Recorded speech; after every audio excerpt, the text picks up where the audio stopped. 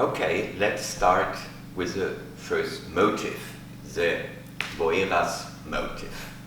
And I will always show first the step, and then I will explain the idea how to use the arms.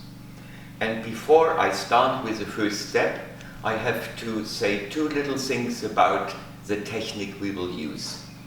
We will use the technique which is documented in the book by Magri, which is a lucky thing. This book is a lucky thing because he belongs to the companies, the professional companies of dancers during the period when ballet d'action by all these people were invented and were performed on stage. In the terminology, the technique sounds quite baroque, but in fact there are many differences.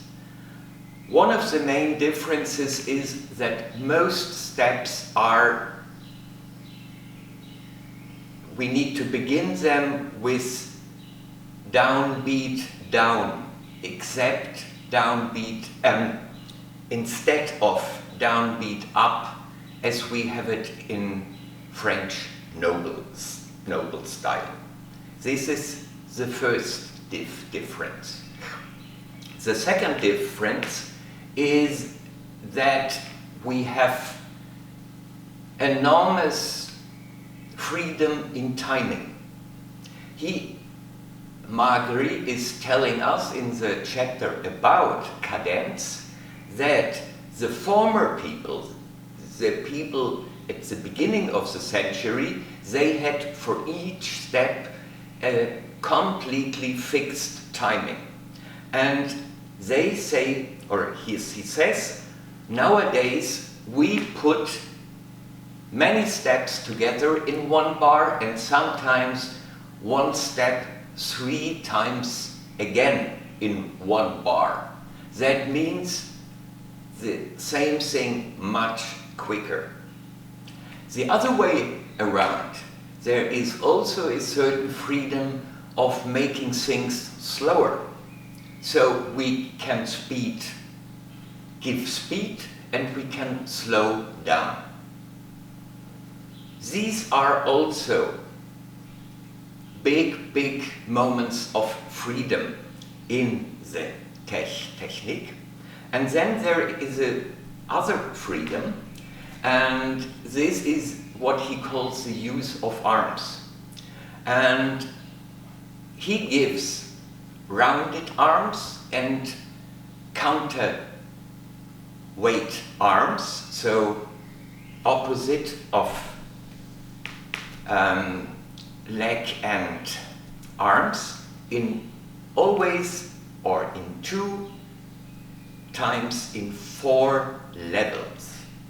He is speaking about the deep level. This is around the hips. And if you work with that, you start with the shoulders and shake it inwards and outwards, or outwards and inwards. If we have the half high level, we have the most used level of Baroque, like in a minuet, mouvement, open, close, open, close, open, close. Then we have the so-called high level, and this is in the rounded arms that each hand is the shadow of one of the shoulders, and then going up, inside, outside, inside, outside, inside, outside. And then we have the really high level, and this is inside, outside, inside, outside. Then we can have both in opposition or in these arms, and this we can do step by step. So, to bring it in a connection, it means they are, in the terminology and in the thinking, there are many things left from Feuillet technique dance, but in fact of the mouvement and the port de bras, we have a lot of freedom. Okay, what does it mean?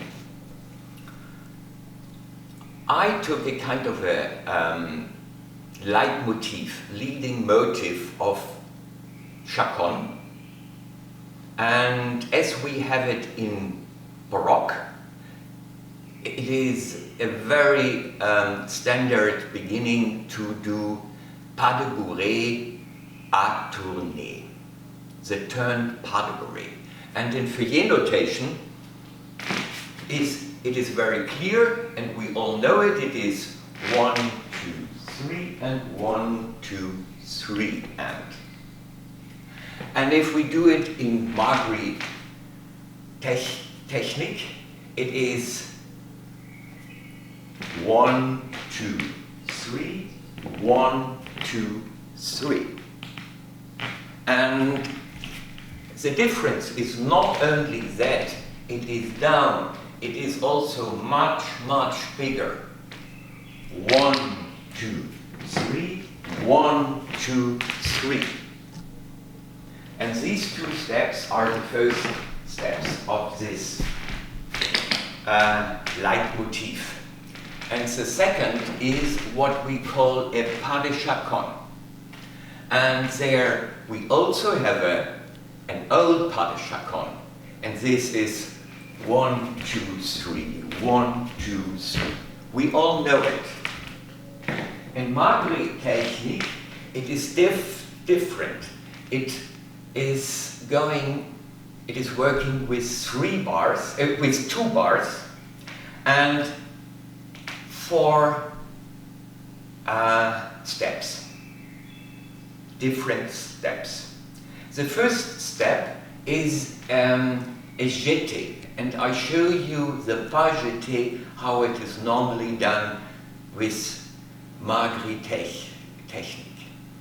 You jump like this and do a step, and tack, tack. Do it once more.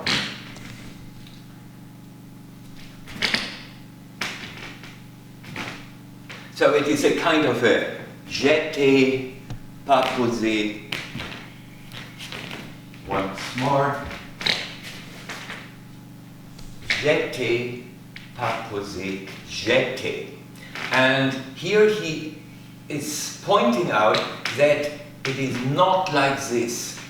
This would be a chassé sur place, but he is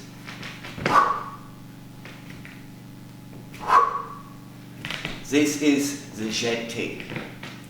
From this jeté, we have the beginning, and we don't do it to the front, but to the side.